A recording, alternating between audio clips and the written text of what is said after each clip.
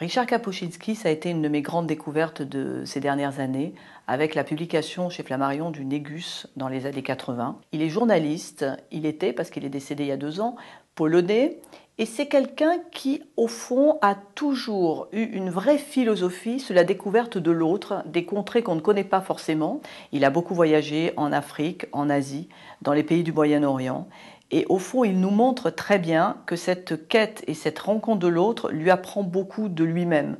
Et ce livre qui vient d'être publié chez Plon, qui s'appelle Cet autre, est un petit peu la philosophie de Richard Kapuscinski.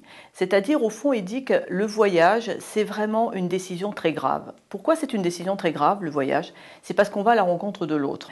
Il dit par exemple que quand il est arrivé en Afrique, il a parlé avec des Africains, il a pris conscience du fait qu'il était un homme blanc avec sa culture occidentale.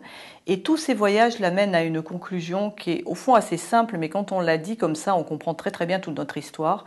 Il y a 3 attitudes possibles qu'ont eu les hommes par rapport à l'autre, par rapport à l'étranger, ce que les anciens appelaient les barbares. La guerre, évidemment. Dresser des murailles pour ne rencontrer personne et rester entre nous. Ou alors la compréhension, la quête de l'autre, mais pas pour lui donner des leçons, pas pour dire qu'on est le meilleur, mais pour prendre de l'autre et lui donner ce qu'on a à dire.